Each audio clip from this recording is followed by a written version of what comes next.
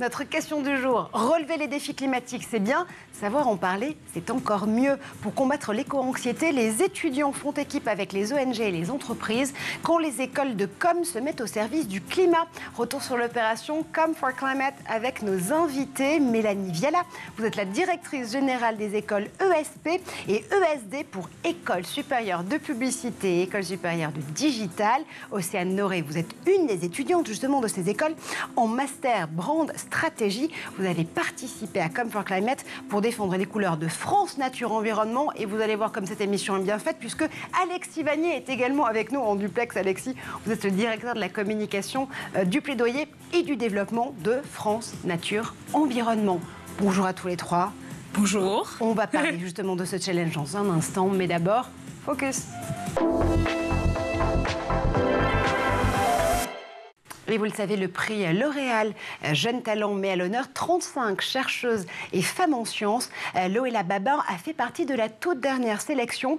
Une doctorante toulousaine saluée pour ses recherches sur le lymphome anaplastique à grandes cellules. C'est un cancer rare qui touche les enfants. Son portrait, c'est tout de suite avec Xavier Terrade. 35, c'est le nombre de chercheuses qui ont reçu le prix L'Oréal Jeune Talent 2022. Parmi elles, Loélia Babin, pour son projet ARN circulaire de fusion spécifique de translocation, NPM-ALK comme biomarqueur prédictif de la résistance au traitement des lymphomes T. En clair, elle cherche à mieux comprendre le cancer rare du lymphome anaplasique à grandes cellules. Donc oui, je fais de la recherche en cancérologie et en particulier, je m'intéresse à un cancer des globules blancs qui est principalement pédiatrique. Cependant, le problème, c'est qu'en cas de rechute, le prognostic est très mauvais. Et donc le but de mon projet, c'est d'essayer de comprendre un peu mieux pourquoi certains patients vont répondre au traitement et d'autres ne vont pas répondre au traitement, et d'essayer de trouver des biomarqueurs. Donc les biomarqueurs, ça va être des molécules qu'on peut être capable de détecter chez les patients, notamment dans le sang des patients, pour pouvoir prédire éventuellement s'ils vont répondre ou non au traitement. Avant ce projet ambitieux sur le rôle des ARN circulaires dans les résistances au traitement, la chercheuse du Centre de recherche en cancérologie de Toulouse, Loélia Babin, s'était déjà intéressée à l'apparition de ce cancer et avait développé un modèle cellulaire qui recréait ce lymphome à partir de globules blancs normaux. J'ai commencé mes études en master sur la cancérologie en général, pas spécialement pédiatrique, et c'est vrai que c'est un domaine qui m'intéressait énormément. Des cours que j'avais pu avoir en licence, c'était vraiment quelque chose qui m'intéressait. C'est un sujet extrêmement d'actualité, que ce soit chez l'enfant ou chez l'adulte. Dans tous les cas, on est tous touchés potentiellement par les cancers. Et donc après, j'ai eu l'opportunité de travailler sur un lymphome qui était pédiatrique quand j'ai commencé donc, ma thèse dans le laboratoire d'Erika Brunet, donc ce fameux lymphome anaplasique à grandes cellules. Particulièrement touchée par ce cancer des enfants, Loélia Babin met aussi à profit son savoir-faire pour lutter contre d'autres cancers. Si après son post-doctorat, elle ne trouve pas de poste de recherche dans le public, la jeune femme n'exclut pas de se tourner vers le privé au sein d'entreprises pharmaceutiques pour développer des thérapies. Et voilà pour ces talents dans l'école du futur. On va parler d'autres talents. Et lesquels, s'il vous plaît? Des talents en publicité qui font mieux que mettre les mains dans le cambouis de la transition énergétique et environnementale, qui en parlent et qui le font savoir pour mobiliser l'engagement autour d'eux, des entreprises, des ONG, mais aussi du grand public. On en parle tout de suite. Com for Climate, c'est la première partie du talk. Et à nos côtés, Mélanie Viala, vous êtes la directrice générale des écoles ESP et ESD. Et c'est bien l'école supérieure de publicité qui a proposé il y a quelques jours ce grand challenge Com for Climate, auquel vous avez pris part, évidemment. Océane, vous êtes étudiante en master brand stratégie pour l'ESP. Vous êtes sur votre fin, justement, d'année avant de soutenir votre grand oral. Oui. Ce sera à la rentrée prochaine, en septembre prochain. Alexis Vanier, vous êtes avec nous en duplex. Vous êtes directeur de la communication, du plaidoyer et du développement de France Nature Environnement. Vous avez participé donc à ce grand projet pédagogique ambitieux. Je crois que vous avez mobilisé plus de 1200 futurs professionnels de la communication, évidemment, qui viennent d'agences, qui se sont aussi réunis en mini-agences fictives pour se mettre au service de la transition écologique. 10 jours de compétition, ça a été long? C'était très intense et c'est passé très très vite. C'est passé très vite. C'est passé très vite parce que l'idée c'était de répondre avant tout à des problématiques RSE portées à la fois par France Nature Environnement mais aussi par Veolia, Anti-Gaspi, France Énergie Éolienne, le label Emmaüs pour ne citer que. L'idée c'était à la fois de pouvoir répondre aux défis de ces ONG et entreprises-là, Mélanie, mais aussi d'avoir finalement un brief imposé mais aussi un brief libre, un peu comme des épreuves de patinage artistique. Activisme, spot publicitaire ou format libre? Je l'ai bien dit? Absolument, vous l'avez bien dit. Le format libre consistait à avoir une espèce d'introspection sur le secteur de la communication lui-même, dont on sait qu'il porte sa part de responsabilité, on ne peut pas le nier, dans malheureusement cette catastrophe climatique qui arrive vers nous, mais qui a aussi une grande responsabilité et qui fait partie de la solution. Et c'était l'objectif du format libre, c'était justement de réfléchir à cette prise de conscience du poids de la communication. Et des solutions, vous en avez apporté, Océane, avec les autres étudiants et étudiantes. 120 candidatures reçues, 12 livrables vidéo, tous plus innovants et percutants les uns que les autres. Un jury d'experts composé d'annonceurs et d'experts aussi de la communication s'est réuni pour trancher. Vous avez justement, je disais tout à l'heure, travaillé sur un projet pour France Nature Environnement. Le projet n'a pas gagné, mais il a été shortlisté. Voilà ce que ça donne.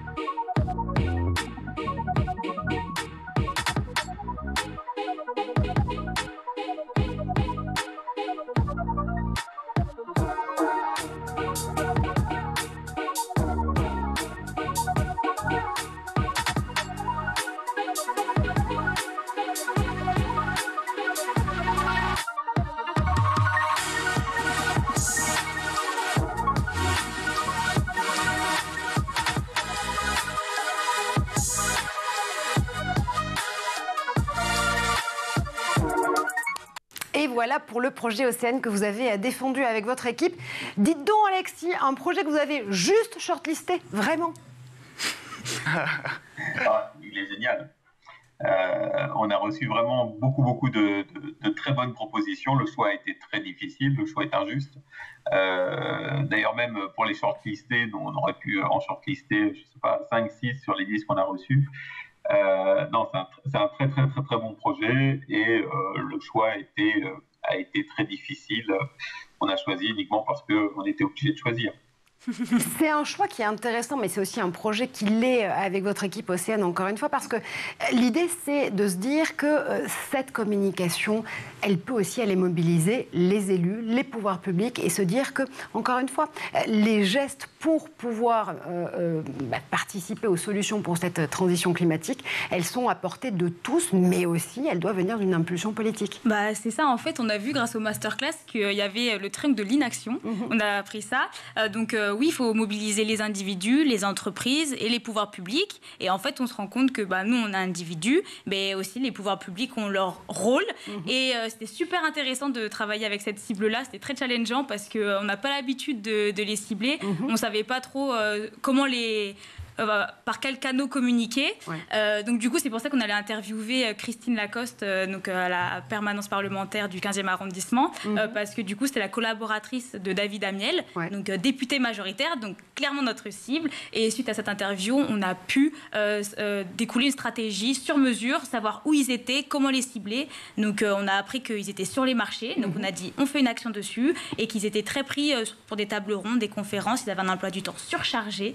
Donc ça a découlé une belle stratégie qu'on a pu faire. C'est-à-dire qu'en 10 jours donc, de réunion de mini-agences, il a fallu aussi mettre au point finalement des stratégies innovantes qu'on n'avait pas forcément balayées au long de l'année, tout au long de l'année à l'ESP. C'est ça aussi l'idée, c'est de leur donner toutes les clés pour qu'ils puissent ensuite réussir à faire leur propre parcours le jour du challenge. Absolument, donc c'est la raison pour laquelle, au-delà de ces beaux projets qui étaient portés par des annonceurs, qui leur ont aussi appris beaucoup de choses, France Nature Environnement parmi eux, on avait toute une programmation de masterclass, tu l'as dit, Océane, avec François Gémen qui est co-auteur du rapport du GIEC, et j'en passe, mais voilà, à la fois des thématiques pour monter en expertise sur la transition climatique, parce que ce sont des sujets scientifiques, mais également des masterclass portés sur la pratique de nos métiers en tant que communicants, donc l'influence responsable, la régulation, donc on a fait venir l'ARPP, l'autorité de la régulation de la publicité, qui nous a donné un petit peu les règles et la recommandation de développement durable dans lequel devaient s'inscrire les propositions de nos étudiants. Voilà, des masterclass sur le greenwashing, on y reviendra peut-être. Donc des savoirs, si je comprends bien, à la fois scientifiques et à la fois vraiment techniques de la part de vos pairs pour pouvoir savoir comment opérer pendant ces 10 jours de challenge, et puis du savoir-faire qu'il a fallu mettre en action tout de suite.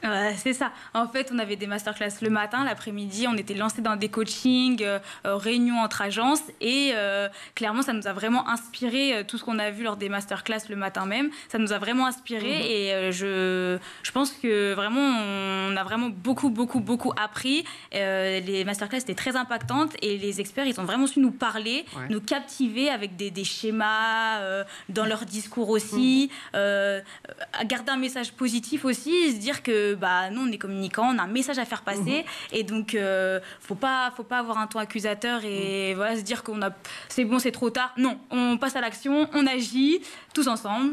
Les trains de l'inaction, entreprise, individu, pouvoir public. On a un rôle à jouer, et franchement, c'était vraiment top. Ces masterclass, franchement, et c'est très complémentaire. C'est ça qui était, ils répétaient pas tous la même chose. Et chacun avait sa spécialité et apportait quelque chose. Donc c'était génial. Océane, vous le disiez, vous avez notamment donc appris sur cette tendance, ce trend, ce processus et ce triptyque de l'inaction. Alexis, justement, les étudiants et étudiantes ont appris de vos savoirs, de vos masterclass. Qu'est-ce qu'ils vous ont appris en retour ? Ce qui est très intéressant dans ce projet, c'est qu'ils ont réussi à dynamiser et à énergiser un concept qui était difficile pour nous, qui est celui de la sobriété, qui est un concept qui peut faire un peu peur, qui n'est pas très désirable, avec lequel il est difficile de créer vraiment un engouement. Et c'est vraiment ce que nous avons beaucoup aimé dans cette compétition, c'est que ces futurs professionnels de la communication, de la publicité, ont transformé ce concept en quelque chose de désirable, vers lequel on souhaite aller et vers lequel on souhaite vraiment se diriger. Et pour nous, c'est d'une grande aide, parce que c'est quelque chose qui nous est très difficile de faire en tant qu'ONG, parce que nous, on est vraiment tous les jours dans ces sujets-là. Et donc, avoir cette aide-là, c'est vraiment une aide très, très précieuse. Et ça a été fait en un temps record. On a été bluffé par la qualité des réalisations qui ont été faites en à peine 2 semaines.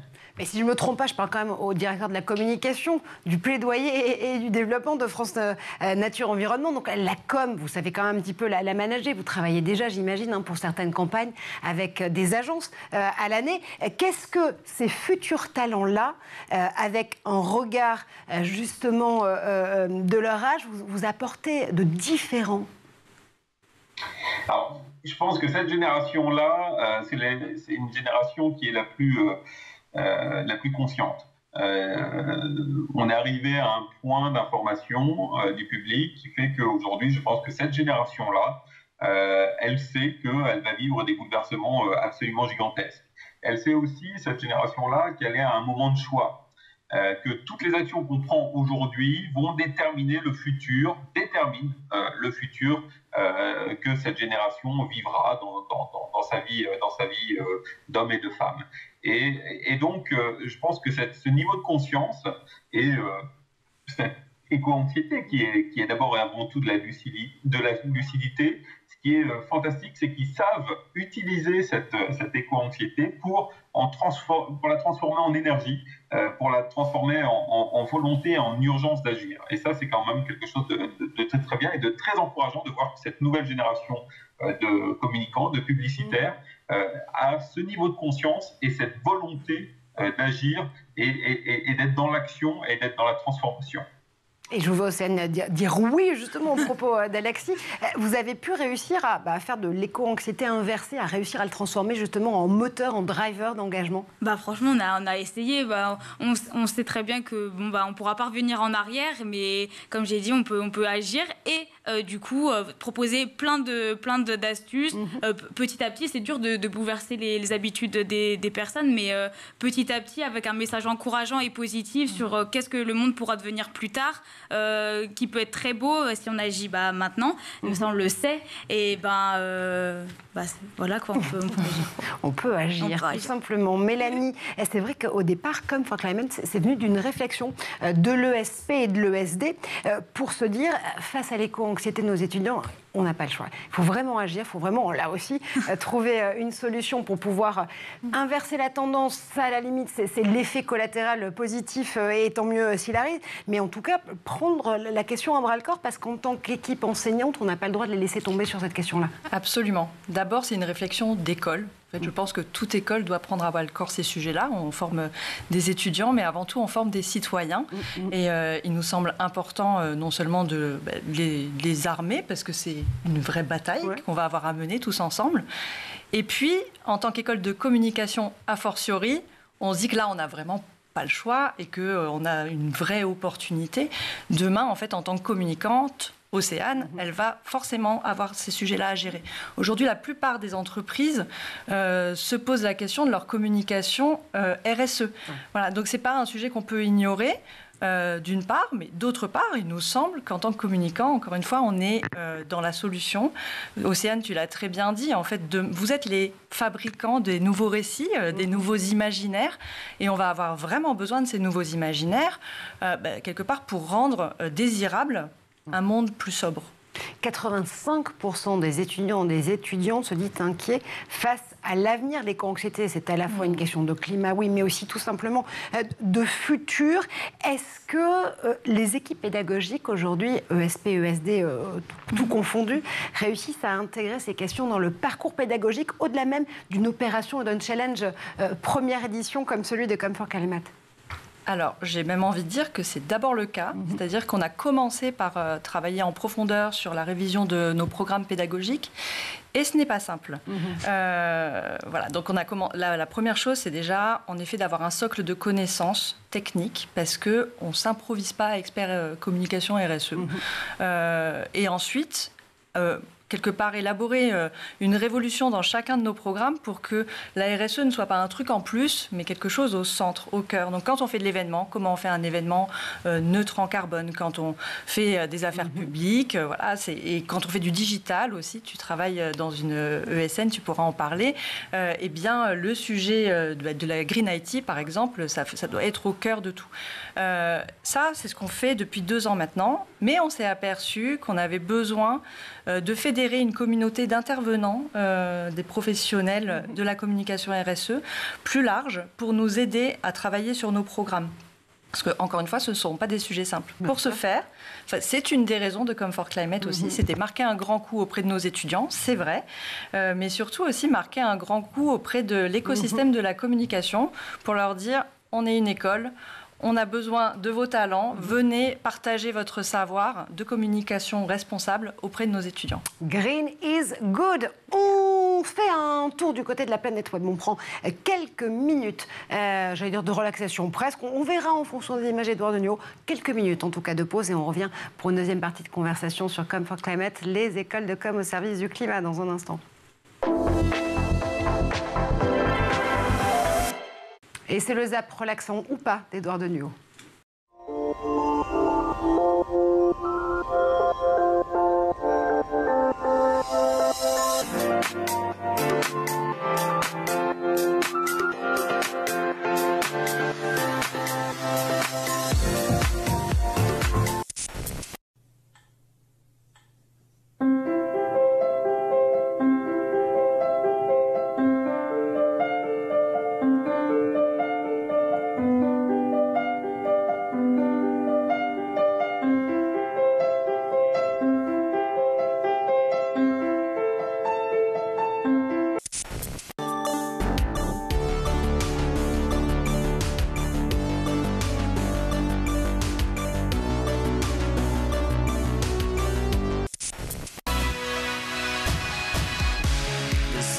So brightly up in the summer sky, I shouted at the mountain.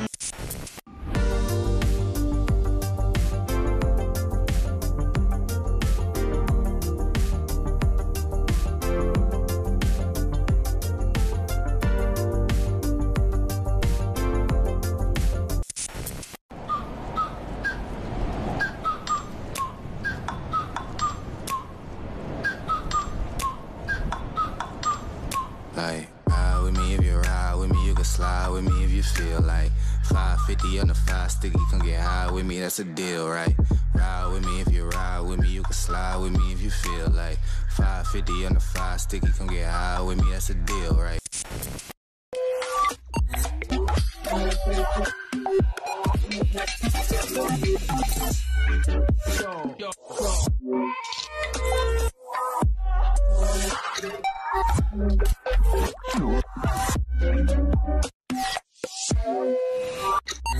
Bon, relaxant ou pas, je ne sais toujours pas, mais en tout cas, on est de retour sur le plateau de l'École du Futur, toujours en compagnie de Mélanie Viala, directeur général des écoles ESP et ESD. Océane Noré, vous êtes étudiante en Master Brand Strategy pour l'ESP en l'occurrence, et Alexis Vanier en duplex avec nous, directeur de la communication, du plaidoyer et du développement de France Nature Environnement. On va continuer justement à parler avec vous trois de ce projet qui est plus qu'un projet, qui est devenu un véritable événement, Com for Climate, quand les écoles de com mettent leur savoir-faire au service de l'environnement et de la lutte contre le changement climatique. Mais d'abord, avant ça, messieurs, dames, Jeanne Dreyfus a une idée derrière la tech. Et Jeanne, chronique en réalité augmentée avec toi. Aujourd'hui, tu nous emmènes au Grand Palais Augmenté, qui a changé de nom. C'est le Grand Palais éphémère, en l'occurrence à Paris. Il a changé de nom parce que justement, il mettait à l'honneur fin juin une 3e édition de son festival dédié à ces réalités de plusieurs niveaux. Absolument. Et les artistes, ils ont mis un peu de temps avant de sauter dans ce train de la réalité augmentée, alors que ça fait 28 ans que sortait l'un des premiers visiocasques grand public, conçu par Nintendo, qui s'appelait Virtual Boy, près de 60 ans qu'on y travaillait à cette réalité augmentée pour l'aérospatiale ou pour l'armée. Et ce festival augmenté, Palais Augmenté, dédié à l'art, eh bien, il souffle à peine sa 3e bougie. Du coup, il rattrape un peu tout le temps perdu, en mettant un peu de tout. On regarde la bande-annonce. Allez.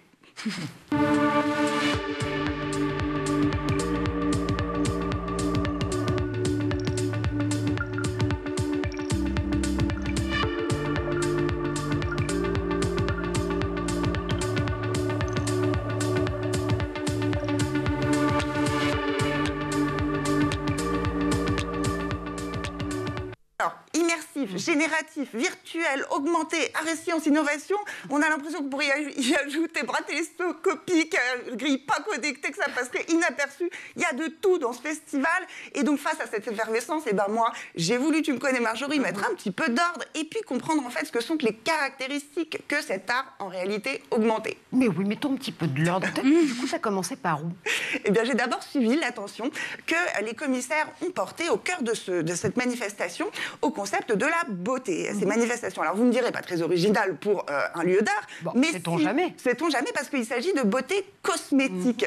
Et c'est en fait assez intéressant. Pourquoi? Quand on pense en fait, notamment à travers les réseaux, à travers toutes nos prothèses technologiques, eh bien, aux changements qui s'opèrent à travers notre rapport à notre propre corps. Et c'est en tout cas la question que posent certains artistes, notamment 2 artistes. D'abord, le berlinois Sam Madou.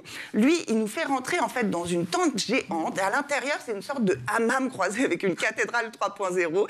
Et ce corps qui pose la question, comment porterons-nous notre peau une fois celle-ci augmentée par des circuits technologiques? La deuxième artiste, elle s'appelle Inès Alpha. Elle nous fait rentrer dans l'ère du maquillage virtuel. On la connaissait parce qu'elle avait travaillé avec la musicienne Charlie XCX ou la mannequin et activiste Monroe Bergdorf. Au Grand Palais, moi, je suis rentrée dans la salle CGI Makeup parce que pour savoir si elle accomplissait vraiment sa volonté de l'artiste que le maquillage révèle plus la personnalité de celui qui est maquillé, plus qu'il ne la cache. Je vous laisse juger donc, de ce que vous avez vu. C'est donc, en fait, ce qui la fascine dans cette réalité augmentée, elle, c'est de créer des choses impossibles dans la vie, c'est-à-dire elle crée des matières qui n'existent pas, elle crée des couleurs issues des fonds marins, elle crée des relations à la gravité qui sont quasiment extraterrestres. Et donc, en fait, avec cette réalité augmentée, ce qui l'intéresse, eh bien, c'est de dépasser de loin le réel et le champ des possibles. Et alors, verdict, tu t'es sentie plutôt cachée ou plutôt révélée par ce je me suis dit que j'avais dû, dans le lointain passé, être dans une autre vie une carpe luminescente des bas-fonds océaniques.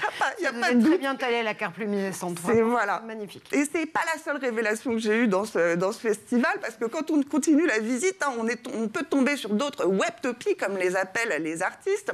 Alors, en déambulant dans les espaces, on n'est pas à l'abri de croiser des figures mythologiques signées Lu Yang, alors qui sont à peu près étranges et qui sont inspirées de figures semi-divines bouddhiques liées aux éléments de l'eau et au feu, ou de voir passer autour de nous un équilibriste en métal chromé, des espèces de centaures multicolores, le tout signé par l'artiste d'origine chinoise Liu Bolin. Et vous le connaissez peut-être, Liu Bolin, parce qu'il a fait une série de travaux plus anciens qui lui avaient valu le surnom de Hiding Man, l'homme invisible. En fait, lui et ses collaborateurs se cachaient en trompe-l'œil dans des paysages pour parler de l'invisibilisation des individus en Chine. Et alors, cette œuvre avec ses centaures chromés en réalité augmentée qu'on pouvait voir au Grand Palais éphémère, il l'a pensée pendant le Covid. Et justement, elle aussi, elle jouait avec cette invisibilisation quand elle n'était pas activée, un peu comme nous, quand pendant le confinement, eh bien, sans connexion Zoom ou sans Internet, on devenait complètement invisible au monde. C'est l'hybridité du moment, que veux-tu. Est-ce que justement ces technologies-là, elles nous permettent de trouver une application dans le monde réel? Alors oui, tout à fait, absolument, et notamment parce que l'AR, en fait, c'est un mélange entre un traitement de l'information qui est d'ordre cognitif, et puis aussi une perception, une possibilité d'agir qui est d'ordre sensorimotrice. Alors, il y a une des œuvres qui s'attache, par exemple, à ce qu'on appelle la mémoire musculaire. Cette œuvre, elle s'appelle Fight Back, et elle est signée Céline Tricard, coproduite par France TV. Le principe, c'est en fait apprendre les bases de l'autodéfense en combattant des étoiles, le tout sur fond d'histoires de femmes combattantes oubliées, racontées par des actrices engagées comme Adèle Haenel ou Camélia Jordana. À l'origine, Céline Tricard, en fait, elle avait rencontré les Sun Ladies, donc là on voit les mouvements qu'on peut faire.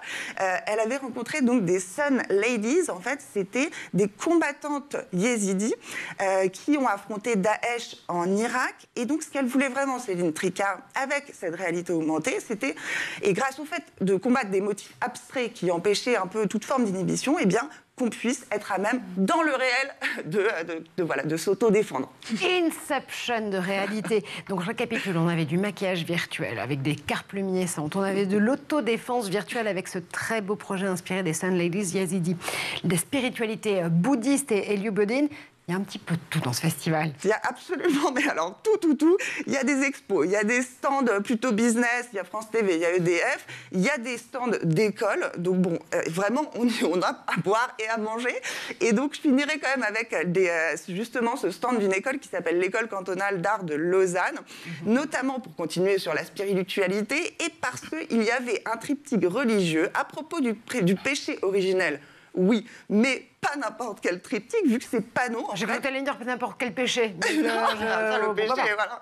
Pas n'importe quel panneau, vu que c'était 3 iPhones géants, avec dessus les échanges WhatsApp entre Ève, Dieu et le serpent, et ça part en vanne du serpent adressé à Dieu le Père, ça part en Dieu qui a changé de 06, le serpent qui chip, qui arrête pas de chipper façon... Bref, d'abord, je me suis dit, OK, mais c'est un peu de la triche, parce qu'en fait, c'est pas de la réalité augmentée. Mais néanmoins, ensuite, j'ai compris qu'il s'agissait peut-être d'un message subliminal. Et en fait, je me suis dit, s'il y a bien un gars qui a inventé l'AR, avec ses mondes virtuels, qui s'infiltrent dans le réel, avec les joueurs fidèles, qui évoluent selon un gameplay millimétré dans des cathédrales qui sont des matérialisations d'un idéal, eh bien, c'est God himself, of course, inventeur de l'AR avant tout le monde, le 8e jour. Bref, en tout cas, on attend avec impatience la prochaine édition pour voir s'ils sauront peut-être faire un petit peu d'ordre parmi toute la richesse de propositions et si la spiritualité sera toujours au rendez-vous. T'as récupéré le 06 de Dieu ou pas? Je l'ai dans ma poche. Je vais envoyer un message tout à l'heure. Dieu est une femme, je vous l'ai toujours dit. Merci. Dis donc, Jeanne, c'est absolument incroyable. La réalité augmentée, évidemment, la réalité virtuelle, les réalités mixtes, c'est des réalités avec lesquelles on joue beaucoup, notamment dans la publicité aujourd'hui et dans le digital, bien évidemment. C'est des matières, des outils qui vous inspirent, Océane, pour pouvoir créer? Je trouve ça super intéressant. On a vu avec les images qu'en fait, on peut créer beaucoup de choses avec le monde virtuel.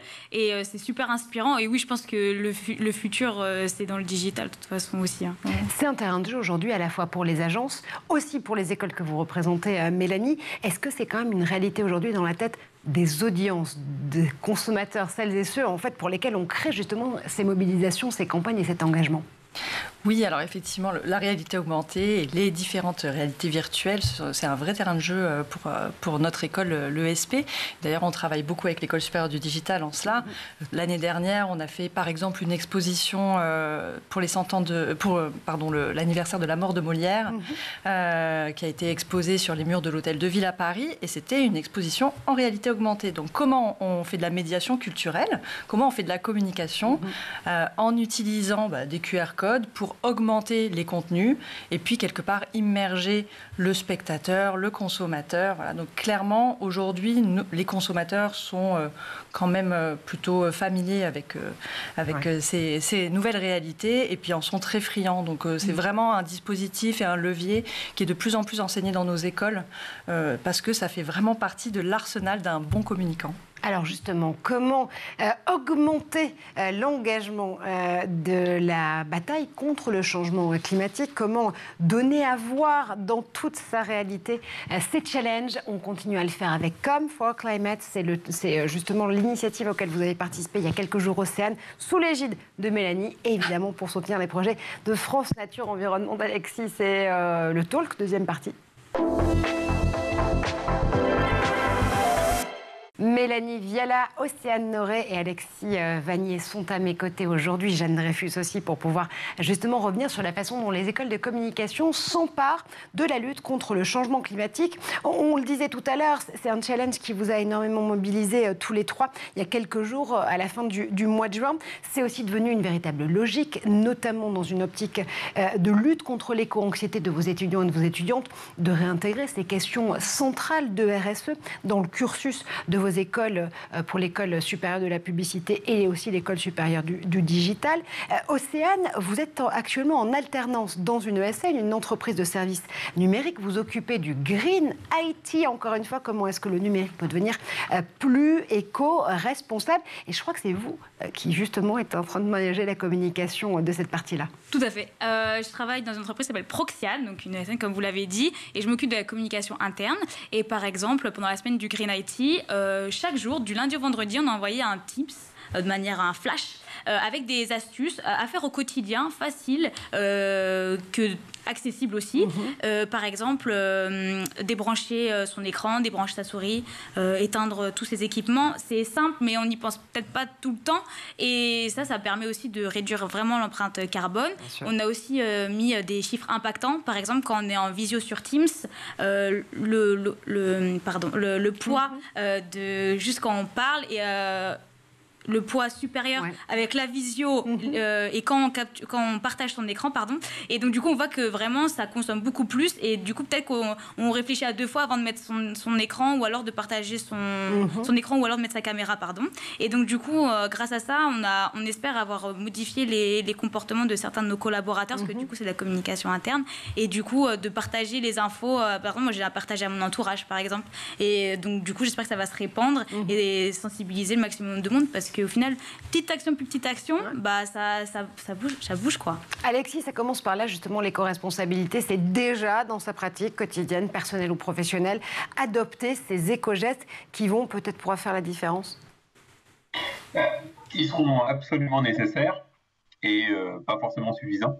Mais c'est ce qui a été dit tout à l'heure, il y a différents niveaux d'engagement. Il y a d'abord, ça commence par le niveau personnel, et puis il y a le niveau collectif, qu'il s'agisse d'entreprises, qu'il s'agisse d'associations, d'ONG, et puis il y a le niveau politique. Et donc c'est notamment dans le chemin que chacun peut faire vers un futur plus désirable et plus durable. Et bien souvent, ce chemin passe par ces 3 étapes. D'abord, un engagement personnel, les petits gestes que je peux faire, essayer de mesurer. Il y a des outils de mesure de son empreinte carbone qui sont très bien faits, qui permettent de déterminer aussi quels sont les domaines dans lesquels il y a des marges de progrès facilement atteignables et avec un impact plus fort.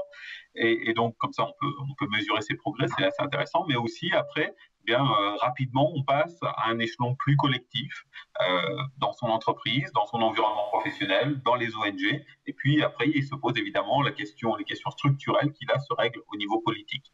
Ouais, le changement, il n'est jamais aussi efficace que quand il est mesurable. En effet, Alexis, ça veut dire, suivez mon regard, que si, évidemment, ces gestes du quotidien sont importants, cette mesurabilité aussi de nos changements permet aussi d'y voir plus clair. Il y a quand même un phénomène à éviter, le greenwashing ou l'impact washing, comme on pourrait aujourd'hui appeler évidemment cet éco-blanchiment. C'est un travers qu'on a beaucoup reproché au monde de la publicité et de la communication. Mélanie, comment est-ce qu'on arrive à limiter la casse en matière de campagne aujourd'hui et d'engagement? Évidemment, j'imagine que c'est un travers qui est à l'esprit à la fois des étudiants, des étudiantes, mais aussi des enseignants, des enseignantes de l'ESP notamment. Le greenwashing, c'est non, mais comment est-ce qu'on l'évite pour de vrai? Alors, il y a plusieurs guides et il y a beaucoup de littérature autour de ce sujet. D'ailleurs, certains de nos intervenants et enseignants sont eux-mêmes les auteurs d'ouvrages sur la question. Je recommanderais le guide de l'ADEME à cet égard, qui est aujourd'hui la bible de tous nos étudiants sur le sujet. Donc, on essaye d'avoir déjà des messages qui ne vont pas à l'encontre, en fait, finalement, de la préservation de la nature et de l'environnement. Hein. On ne dit pas cette crème solaire protège les océans. La crème solaire protège assez mal l'océan, elle se répand. Des faux messages, des mauvaises images aussi, des mauvais logos. On peut parfois, certains mettent des logos, c'est bio par exemple, qui mettent un petit logo bio qui ne veut rien dire. Donc ça, c'est littéralement trompeur. En fait, on ne montre pas de récits, d'imaginaires, d'images, quelque part, qui viennent favoriser ou en tout cas encourager le gaspillage, des mauvais comportements contre la nature et l'environnement. Il faut aussi apporter des preuves. Donc ça, c'est aussi quelque chose qui est demandé aujourd'hui aux communicants. Hein. Quand on a une allégation verte, eh bien, encore faut-il la prouver, renvoyer vers son site web avec une littérature et des preuves sur la question. Et aussi avoir un message proportionné. Voilà, on échangeait à l'instant avec Océane sur une campagne d'un annonceur dont on taira le nom, mais qui dit 2/3 de nos livraisons sont sans émissions carbone. Bon, dans les faits, 2/3 des émissions sur le dernier kilomètre de la livraison et non pas depuis le point de production jusqu'à la livraison. La petite astérisque combat de la page, qui n'existait pas. Donc ça, c'est quelque chose en tout cas qui, en effet, aujourd'hui est une règle pour nos étudiants.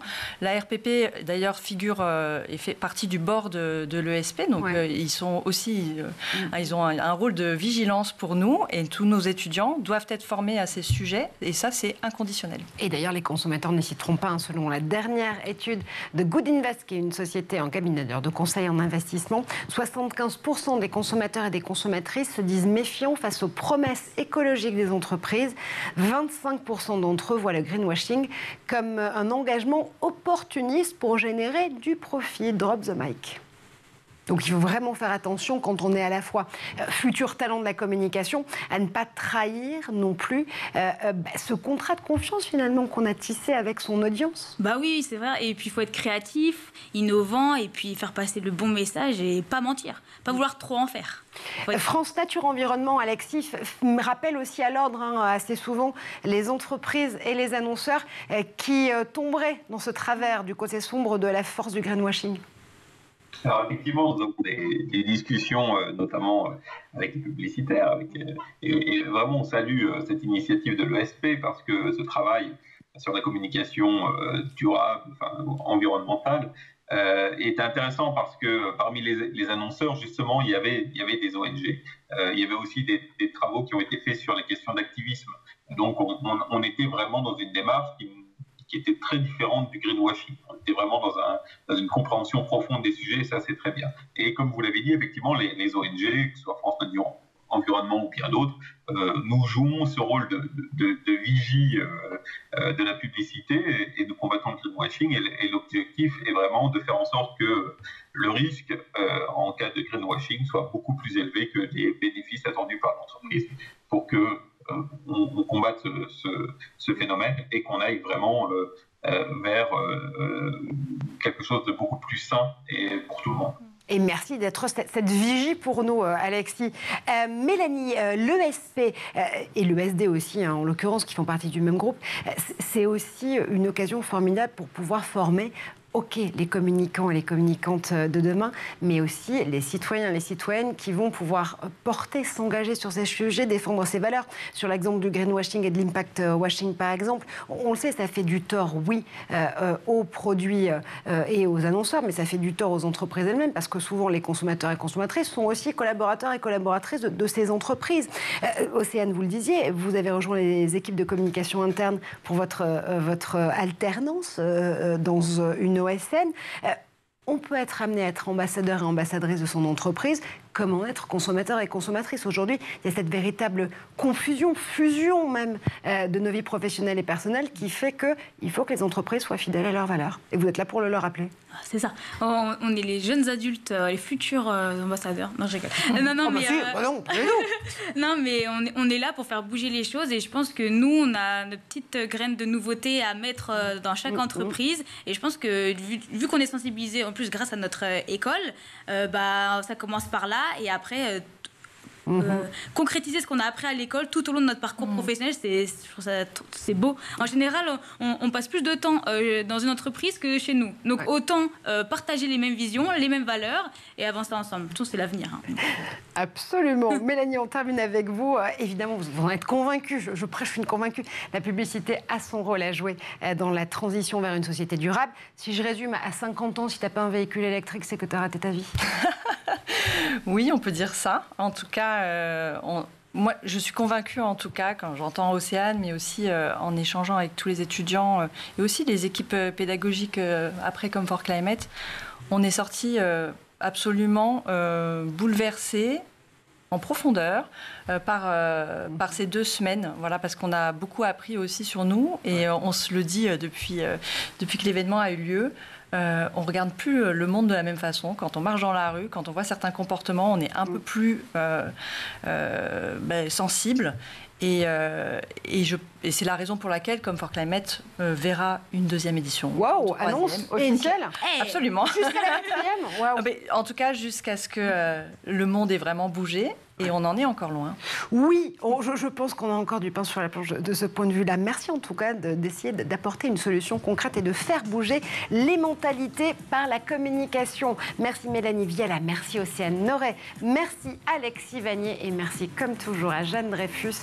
C'était un plaisir de passer cette saison avec vous aux commandes de l'École du Futur sur School TV. On se retrouve dès le mois de septembre pour une rentrée survitaminée et co-créer l'École du Futur ensemble.